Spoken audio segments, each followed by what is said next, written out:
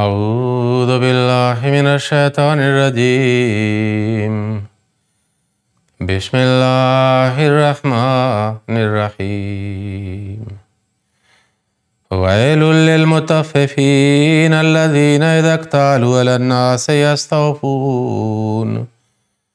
وإذا كالوهم أو وزنوهم يخسرون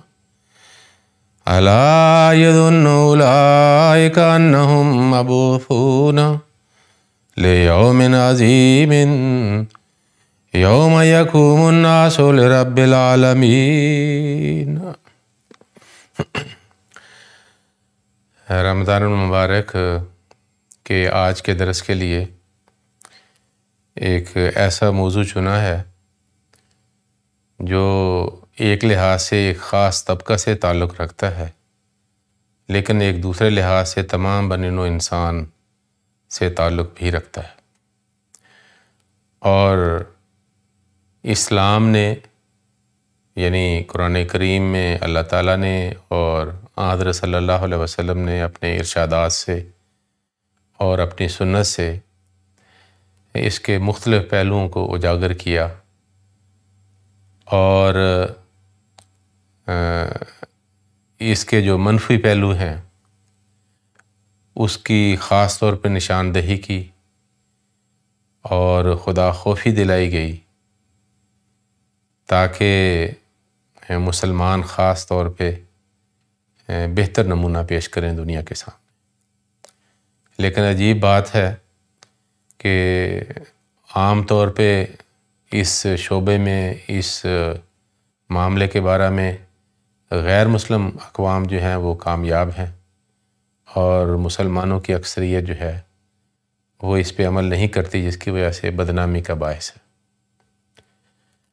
وہ ہے ناپ تول میں ایمانداری، یعنی تجارتی معاملات میں وہ وزن کے لحاظ سے تول کر دینے والی چیزیں ہوں یا کسی پیمانے سے ناپ کے دینے والی چیزیں ہوں، اس سے متعلق ہے۔ اور خدا تعالیٰ نے قرآن کریم میں ایک خاص صورت رکھی، المطففین، اور مطففین کا مطلب ہے کہ تول میں ناانصافی کرنے والے، اور اس میں پھر اللہ تعالیٰ نے احکامات دیے اور بعد میں بتایا کہ جو صحیح ایمانداری سے، دیانتداری سے ایسا نہیں کرتے وہ خدا تعالیٰ کے حضور گناہ گار ہیں اور ان کو سزا ملے گی اخروی زندگی میں۔ لیکن دنیا میں بھی وہ قومیں بدنام ہوتی ہیں اور نقصان اٹھاتی ہیں اور گھاٹا اٹھاتی ہیں اپنی بے ایمانی اور بے ایمانی کر کے اور ایمانداری کو چھوڑ کر۔ بہرحال اس کی ابتدائی آیات میں نے آپ کے سامنے پیش کی ہیں، اور موضوع اس لیے چنا ہے کیونکہ رمضان میں نیکیوں کا ایک ماحول ہوتا ہے، اور کوشش کرتا ہے کمزور بھی اور مومن بھی کہ وہ اپنے آپ کو ٹھیک کرے، اپنی غلطیاں جو ہیں ان کو درست کرے، اور نیکیاں کرنے والا ہو تاکہ خدا تعالیٰ کی رضا حاصل ہو۔ تو اس لحاظ سے وہ تمام لوگ جو تجارت سے متعلق ہیں اور لین دین کا کام کرتے ہیں، ایکسپورٹ امپورٹ کا کام کرتے ہیں، تو ان کے لیے یہ تعلیمات بہت مفید ہو سکتی ہیں اگر خدا خوفی کر کے پہلے اگر وہ ایمانداری کا معیار قائم نہیں رکھ سکے تو اس بات کو سن کے اپنے رویوں کو درست کر لیں۔ اللہ تعالیٰ فرماتا ہے، یہ سورۃ مطففین 83 سورت ہے، اور اس کی ابتدائی 3-4 آیتیں میں نے پڑھی۔ ہلاکت ہو تول میں ناانصافی کرنے والوں کے لیے، یعنی وہ لوگ جب وہ لوگوں سے تول لیتے ہیں بھرپور پیمانوں کے ساتھ لیتے ہیں، یعنی جب چیز لینی ہے، خریدنی ہے تو پھر وہ بھرپور لیتے ہیں، بلکہ چاہتے ہیں کچھ زیادہ ہی ہو جائے، اور جب ان کو ماپ کر یا تول کر دیتے ہیں تو کم دیتے ہیں یا ڈنڈی مارتے ہیں۔ تو وہ سمجھتے ہیں کہ تھوڑا تھوڑا ہم اس سے بھی بچا لیں گے، اگر لیا مطلب 10 سیر ہے تو 10 سیر سے تھوڑا سا بچا لیں گے، اور پھر وہ سمجھیں گے کہ اکٹھا ہو کے شاید ہمیں کوئی فائدہ ہو جائے گا۔ اور قیمت پوری لیں گے۔ کیا یہ لوگ، اللہ تعالیٰ فرماتا ہے کیا یہ لوگ یقین نہیں کرتے کہ وہ ضرور اٹھائے جائیں گے، یعنی موت کے بعد دوبارہ زندگی ہوگی حساب کتاب کے لیے، ایک بہت بڑے دن پیش ہونے کے لیے، جس دن تمام جہانوں کے لوگ تمام جہانوں کے رب کے حضور کھڑے ہوں گے، اور پھر وہاں نیکوں کی اور بدوں کی کتابیں جو ہیں اور کھاتے کھولے جائیں گے۔ گویا کہ یہ اتنا بڑا جرم ہے کہ خاص طور پہ اللہ تعالیٰ نے پھر قیامت والے دن جو حساب کتاب ہوگا اور بدکاروں کی اور نیکوں کے حساب کھولے جائیں گے، پھر ان کے فیصلے کیے جائیں گے اور اللہ تعالیٰ کی طرف سے احکامات صادر کیے جائیں گے۔ عجیب بات ہے کہ اس حوالہ سے اس صورت کے علاوہ اللہ تعالیٰ نے قرآن کریم میں مختلف آیات میں اس بات کی طرف اشارہ کیا اور بعض آیات میں تفصیل سے بیان کیا، اور بطور خاص ایک قوم کا احوال بیان کیا جو خاص طور پہ اس بددیانتی اور بے ایمانی میں مشہور تھی، اور اللہ تعالیٰ نے اس معاملہ کو ٹھیک کرنے کے لیے ان کی اصلاح کے لیے ایک نبی کو بھیجا اور قرآن کریم میں اس کا ذکر کیا۔ یہ مدین قوم کہلاتی ہے، یا اصحاب الایکہ بھی ان کو کہتے ہیں، اور ان کی طرف اللہ تعالیٰ نے حضرت شعیب علیہ السلام کو مبعوث کیا۔ اور قرآن کریم میں 3 صورتوں میں ان کا ذکر کیا ہے، سورۃ الاعراف میں بھی، سورۃ ہود میں بھی، اور سورۃ الشعراء میں بھی۔ اور ان کی تجارتی بددیانتیاں جو تھیں ان کا اللہ تعالیٰ نے ذکر کیا۔ مثلا فرمایا وَإِلَىٰ مَدْيَنَ أَخَاهُمْ شُعَيْبًا، کہ مدین قوم کی طرف ہم نے ان میں سے ہی ایک کو نبی کے طور پہ چنا جس کا نام شعیب تھا، اور اس نے جب ان کی اصلاح کے لیے آئے، مختلف قوموں کی مختلف برائیاں ہوتی ہیں، بدیاں ہوتی ہیں، جن کی طرف خاص توجہ دی جاتی ہے ان کے انبیاء کی طرف سے، لیکن اس قوم کی سب سے بڑی بددیانتی اور برائی اور گناہ جس میں وہ قوم کی قوم ملوث تھی، وہ ناپ تول میں بے ایمانی اور بددیانتی تھی۔ تو انہوں نے کہا، نصیحت کی کہ اوفوا الکیل والمیزان، کہ ناپ تول میں ٹھیک رویہ اختیار کرو، پورا پورا ناپ تول کے دیا کرو۔ ولا تبخسوا الناس اشیاءہم، اور لوگوں کو کم کر کے چیزیں نہ دیا کرو، جتنا ان کا حق ہے۔ کسی نے 5 کلو لیا ہے تو پورا 5 کلو دے، تھوڑا سا بھی کم نہیں ہونا چاہیے۔ اور پھر اللہ تعالیٰ اس کے بعد فرماتا ہے کہ جو قوم، وہ قوم کیونکہ اس برائی میں مبتلا تھی، بحیثیت قوم، تو پھر وَلَا تُفْسِدُوا فِي الْأَرْضِ بَعْدَ إِصْلَاحِهَا، تو تم فساد نہ کرو زمین میں۔ گویا ایک قسم کا ایک نتیجہ نکالا ہے کہ جس قوم میں ناپ تول میں، تجارت میں، بزنس میں، ایکسپورٹ امپورٹ میں بددیانتی اور بے ایمانی پائی جاتی ہے، تو وہ قوم جو ہے وہ فساد پھیلاتی ہے زمین پر، اور خاص طور پہ وہ ملک جو ہے وہ فساد کی آماجگاہ بن جاتا ہے۔ پھر سورۃ ہود میں بھی اللہ تعالیٰ نے بیان فرمایا، اور فرمایا کہ حضرت شعیب علیہ السلام نے اپنی قوم یعنی مدین میں رہنے والے جو لوگ تھے، مدین قوم کو کیا کہا، وَلَا تَنْقُصُوا الْمِكْيَالَ وَالْمِيزَانَ، کہ تول میں اور ناپ میں تم کمی نہ کیا کرو، یعنی جب لوگوں کو دیتے ہو تو کم دیتے ہو۔ انی اخاف علیکم عذاب یوم، میں تم سے ایک بڑے خطرناک دن کی کے عذاب سے میں خوف زدہ ہوں کہ کہیں خدا تعالیٰ کا عذاب تمہیں ہلاک نہ کر دے۔ پھر نصیحت کی فَأَوْفُوا الْمِكْيَالَ وَالْمِيزَانَ بِالْقِسْطِ، کہ انصاف کے ساتھ جب ناپتے ہو چیزوں کو یا تولتے ہو تو انصاف کے ساتھ پورا پورا ناپ تول کیا کرو۔ وَلَا تَبْخَسُوا النَّاسَ أَشْيَاءَهُمْ، ان کو کم نہ دو۔ وَلَا تَعْثَوْا فِي الْأَرْضِ مُفْسِدِينَ، اور زمین میں فسادی بنتے ہوئے بدامنی نہ پھیلاؤ۔ یہ ایک لازمی نتیجہ نکلتا ہے کہ جن ممالک کے لوگ رہنے والے ناپ تول میں بددیانتی کرتے ہیں، بے ایمانی کرتے ہیں، پھر فساد مچتا ہے اور بے چینیاں پیدا ہوتی ہیں۔ پھر چاہے قوم کی آپس میں لڑائی ہو جائے، چاہے قوم اس بددیانتی میں ساری کی ساری ملوث ہو، کیونکہ پھر ایسا ہوتا ہے کہ پھر آہستہ آہستہ چھوٹے چھوٹے کاروبار کرنے والے وہ بھی بددیانت ہو جاتے ہیں، وہ بھی بے ایمان ہو جاتے ہیں۔ اب دیکھ لیں پاکستان کا کیا حال ہے، بڑے بڑے نہیں ہیں جنہوں نے اربوں کی بددیانتی کی، بلکہ چھوٹے چھوٹے ریڑھی والے بھی اور پرچون والے بھی وہ بھی بددیانتی کرتے ہیں۔ پھر وہ قوم جو ہے وہ ترقی نہیں کر سکتی دنیا میں۔ تو پھر ساتھ نصیحت بھی کرتے ہیں، بقیت اللہ خیر لکم، جو خدا تعالیٰ نے تم کو دیا ہے وہ بہتر ہے، لالچ کرنے کے اور اپنی یعنی کہ تجارت کو اپنے خیال میں بددیانتی کر کے زیادہ وسیع کرنے کے، زیادہ منافع کمانے کے، لوگوں کو نقصان پہنچا کے تم کیا کر سکو گے؟ صرف فساد ہی ہے، بدامنی ہے، بے ایمانی ہے، بے چینی ہے، بے اطمینانی پیدا ہوگی۔ جو کچھ اللہ تعالیٰ کی نظر میں ایمانداری سے آپ کے پاس تجارت میں بچتا ہے وہ کافی بہتر ہے۔ لیکن انہوں نے کیا کہا؟ انہوں نے یہ جواب دیا، دیکھو کتنی متکبر قوم ہے اور ناشکری قوم ہے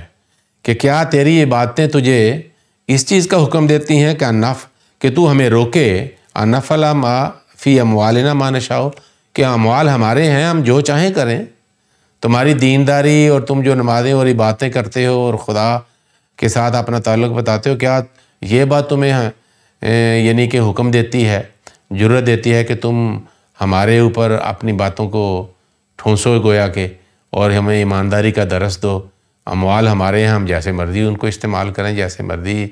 ان سے فائدہ اٹھائیں اور جیسے مرضی تجارتیں کریں۔ پھر شعراء میں بھی مختلف الفاظ سے اسی طرح کا انہوں نے پیغام اپنی قوم کو دیا ہے کہ ایسا نہ کرو ورنہ فساد میں مبتلا ہو جاؤ گے، خدا تعالیٰ کی طرف سے عذاب آئے گا۔ کیونکہ جو معاملہ زمین پہ انسان پھر اپنے آپ کو درست نہیں کرتے اور پوری کی پوری قوم جو ہے وہ بدعملی میں، بے ایمانی میں مبتلا ہو جاتی ہے، تو پھر خدا تعالیٰ اپنی تقدیر جاری کرتا ہے، کیونکہ دیر تک اتنا اندھیر نہیں ہو سکتا زمین پر۔ لیکن دیکھیں اللہ تعالیٰ نے اس قوم کا بھی ذکر کیا اور سورۃ مطففین میں بھی ذکر کیا، خاص قوم کے حوالہ سے 3 صورتوں میں، اور مطففین میں ایک عام ایک درس دیا اور نصیحت کی کہ نہ تول میں بددیانتی اور بے ایمانی نہ کرو ورنہ اللہ تعالیٰ ناراض ہوگا اور سزا دے گا۔ اس کے علاوہ سورۃ بنی اسرائیل میں اللہ تعالیٰ نے مسلمانوں کو نصیحت کی ہے، فرمایا اوفوا الکیل اذا کلتم، جب بھی تم کسی بات کسی چیز کو ناپو تو پورا پورا ناپو، وزنوا بالقسطاس المستقیم، اور ڈنڈی صحیح رکھ کے تم وزن کرو، ڈنڈی نہ مارو،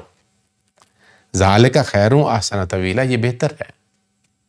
تعبیر کے لحاظ سے بھی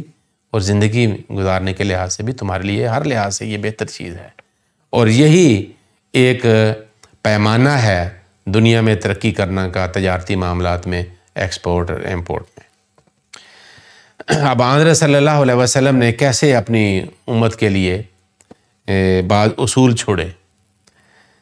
احادیث میں آتا ہے کہ آپ نے نصائح کے ساتھ بھی اور عملی طور پر بھی لوگوں کو بتایا کہ کیسے تجارت کرنی ہے، تعلیمات دیں کہ کیا کیا آپ کے حق ہیں اور کیا کیا کام تم کرو گے تو زیادتی اور ظلم اور بددیانتی کرو گے، اور تمہیں ایسا نہیں کرنا چاہیے۔ کہتے ہیں ایک دفعہ آن سلم مدینہ کی مارکیٹ میں گئے، وہاں کچھ تاجر لوگ تھے جنہوں نے اپنی اپنی ریڑیاں یا اپنے دکانیں سجائی ہوئی تھیں، تو حضرت صلی اللہ علیہ وسلم جب وہاں سے گزرے تو ایک بندے کے پاس گئے جو اناج بیچ رہا تھا، تو آپ نے اس کے اندر ہاتھ مارا اور جب باہر نکالا تو ایسے اناج تھا، دانے تھے جو گیلے تھے، تو آپ نے اس کو کہا کہ یہ گیلے ہیں، یہ کیا بات ہے؟ اس نے کہا جی یہ بارش ہو گئی تھی۔ آن صلی اللہ علیہ وسلم نے فرمایا بارش ہوئی تھی اوپر سے تو اوپر والے تو خشک ہیں، نیچے والے گیلے ہیں، یہ کیا بات ہے؟ نیچے والوں کو کیسے بارش پہنچ گئی؟ تو گویا کہ آپ نے بتایا کہ یہ بددیانتی ہے اور ایسا نہ کرو۔ پھر حضرت صلی اللہ علیہ وسلم نے ایک اور بات بتائی کہ بعض اوقات ایک سامان بیچنے والا سارا دن سامان بیچتا ہے، عموماً ایمانداری سے بیچتا ہے، شام کو وہ سمجھتا ہے میرا جو مال پڑا ہے وہ سارے کا سارے بک جائے تاکہ میں سارا بیچ کے گھر کو جاؤں، اور وہ اس بیچنے کے لیے وہ جھوٹ بولتا ہے، بات کا قسم بھی کھا جاتا ہے کہ میں نے یہ مال اتنے کا لیا تھا، یعنی جتنے کا اسے بڑھا کے قیمت بتاتا ہے، اور پھر میں تمہیں اتنے کا دے رہا ہوں، گویا کہ مجھے بہت کم نفع مل رہا ہے یا بالکل ہی نہیں مل رہا، اور یہ بات اس لیے جھوٹ بولتا ہے تاکہ اس کا سامان بک جائے، حالانکہ اس کی قیمت خرید وہ نہیں ہوتی جو بتاتا ہے، اور قیمت فروخت بھی وہ نہیں ہونی چاہیے جو بتاتا ہے، صرف حلف اٹھاتا ہے تاکہ اس پہ کوئی اعتبار کر لے اور وہ اپنا سارا مال بیچ دے۔ تو فرمایا یہ بھی ایک گناہ کی بات ہے، گویا کہ جو اس نے کمایا تھا آخر پہ جھوٹ بول کے سارے کا سارا خدا کی نظر میں ضائع کر لیا اور خدا کی ناراضگی کا باعث بنا۔ بازار کیونکہ ایسے ہوتے ہیں جہاں اس طرح کے دھوکے بازیاں، بے ایمانیاں، بددیانتیاں ہوتی ہیں، لڑائی جھگڑے ہوتے ہیں، گالی گلوچ ہوتے ہیں، مختلف قسم کی فضول حرکتیں ہوتی ہیں، اس لیے آن صلی اللہ علیہ وسلم نے فرمایا کہ سب سے بری جگہ جو ہے نا وہ بازار ہے، اور وہاں نیکیاں بھی کم کرنے کو موقع ملتا ہے، اور سب سے اچھی جگہ معاشرے میں وہ مسجد ہے، خدا کا گھر ہے۔ پھر آپ نے ایک دفعہ سودا بیچنے والے کو نصیحت کی اور فرمایا وَإِذَا وَدَنْتُمْ فَارْجِعُوا فَارْجِعُوا۔ اب جو مال بیچتا ہے اس کے پاس کافی مال ہوتا ہے، وہ لینے والا تو کبھی آدھا کلو لے لے گا یا چوتھا حصہ لے لے گا یا 200 یعنی کہ گرام لے لے گا، اس طرح بعض لوگ تھوڑی تھوڑی چیز لیتے ہیں۔ تو حضرت صلی اللہ علیہ وسلم نے فرمایا دکاندار کو، تاجر کو، جب تو لوگوں کو دیتا ہے تو تھوڑا سا زیادہ دے دیا کرو تاکہ بے ایمانی کا شائبہ ہی ختم ہو جائے۔ تم تھوڑا سا زیادہ دو گے، یہ احسان ہوگا،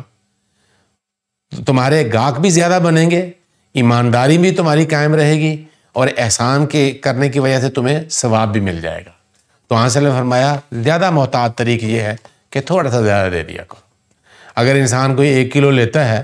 تو اس میں سے اگر 5-7 دانے زیادہ ڈال دیتا ہے، ٹھیک ہے، اگر 3-4 کلو کوئی فروٹ لیتا ہے، اگر 1 زیادہ ڈال دیتا ہے اس میں، تو ہر لحاظ سے یہ تجارت اس کی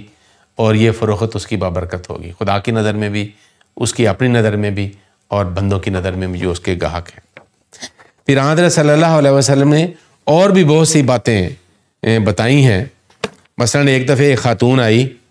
اور اس نے حضرت صلی اللہ علیہ وسلم سے اپنے بارے میں بتایا کہ میں ایسے کرتی ہوں، تو مثلا یہ کہ جب میں کوئی چیز خریدتی ہوں اپنی تجارت کے لیے تو پہلے میں تھوڑا اس کو مول لگاتی ہوں اور آہستہ آہستہ تھوڑا سا بڑھاتی ہوں، پھر میں خرید لیتی ہوں، اور جب میں چیزوں کو بیچتی ہوں تو پہلے میں زیادہ قیمت بتاتی ہوں فروخت کرنے کے لیے، اور پھر آہستہ آہستہ کام کرتی ہوں تاکہ آسانی سے بک جائے۔ تو حضرت صلی اللہ علیہ وسلم نے فرمایا کہ یہ ٹھیک نہیں ہے۔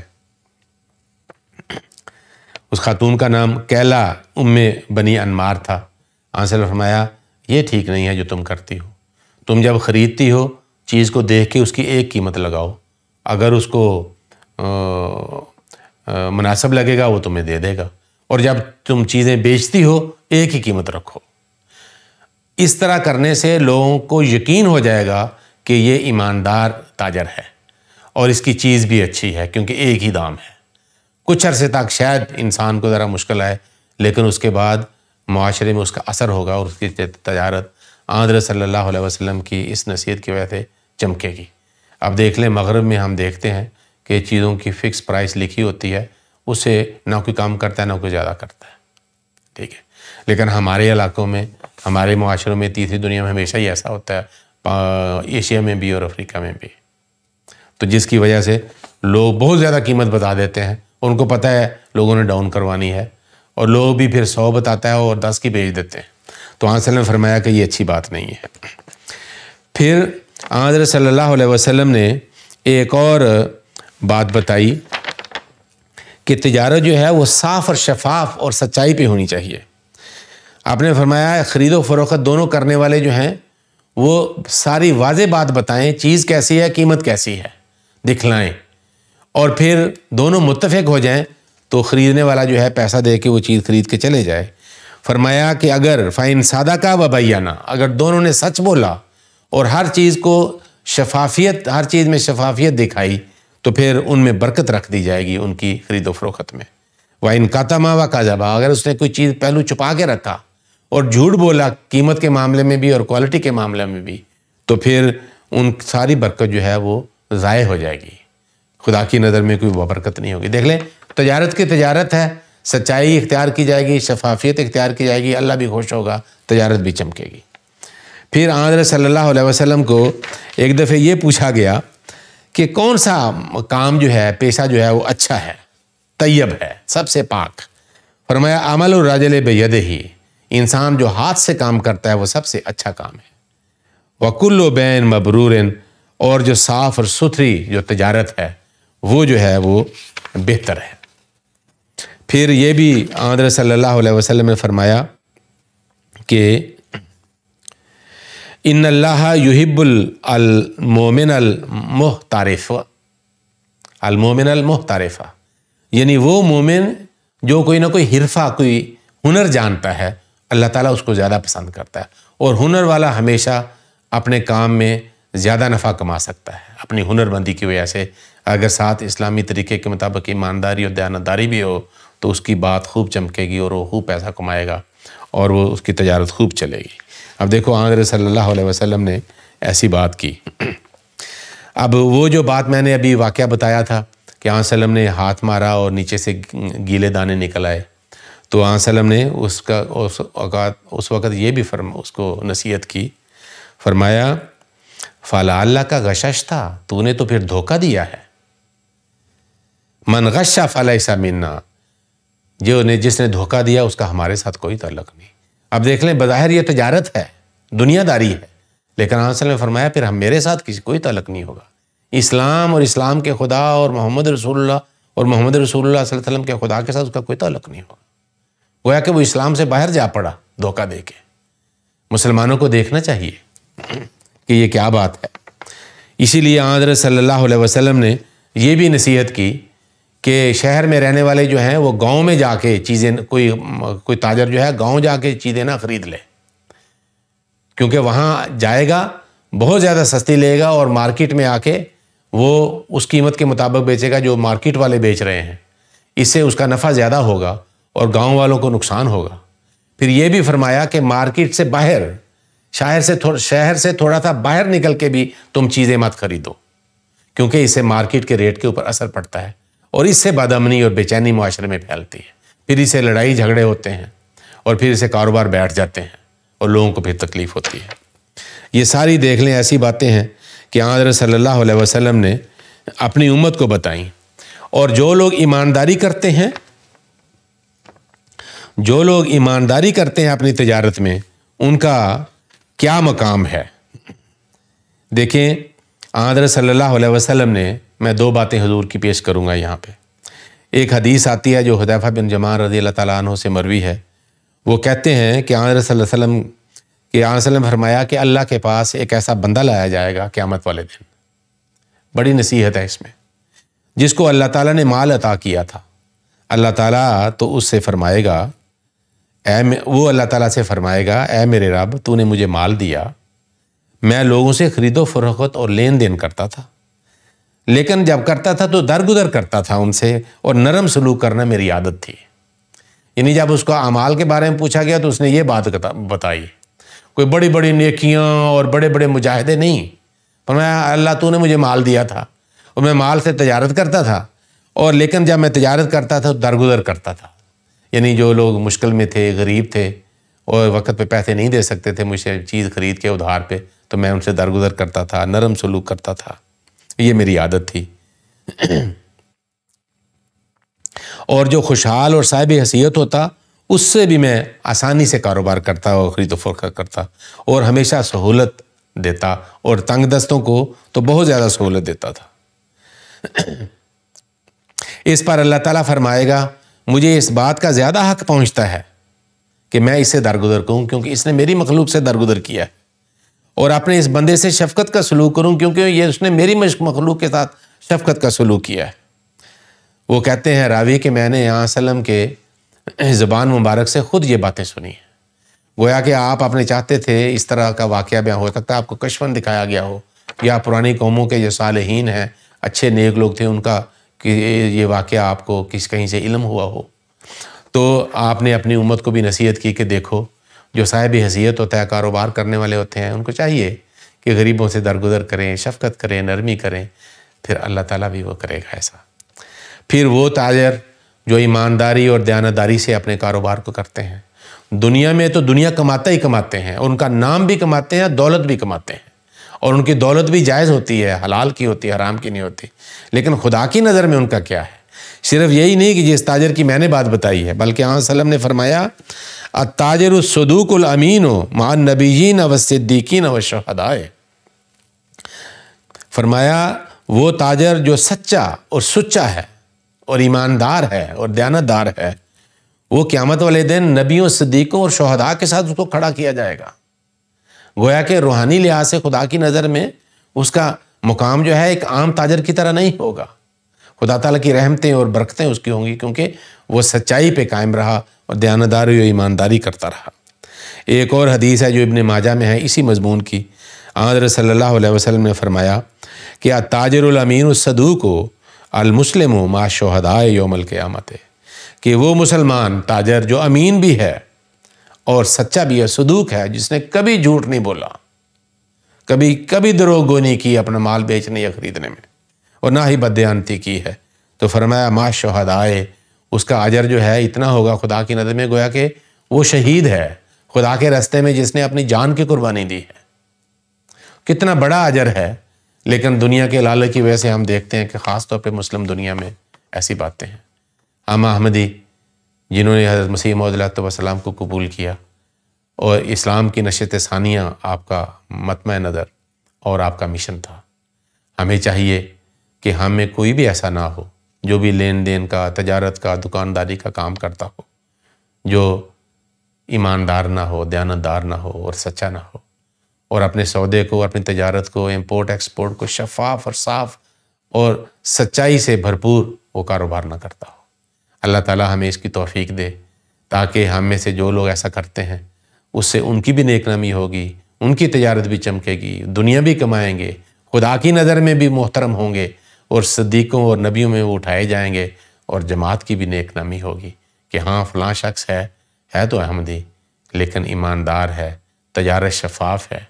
جو احمدی ایسا ہوتے ہیں، غیر احمدی بعض اوقات سیاستدان بھی اور دوسرے لوگ بھی ٹی وی کے پروگراموں میں بھی بعض اوقات اعلان یہ اعلان کرتے ہیں کہ وہ ایماندار ہے صرف. تو اللہ تعالیٰ ہم احمدیوں کو بھی حضرت صلی اللہ علیہ وسلم کی سنت، ارشادات اور خدا تعالیٰ نے جو قرآن کریم میں احکامات دیے اس کے مطابق سچائی سے اور شفافیت کے ساتھ ایمانداری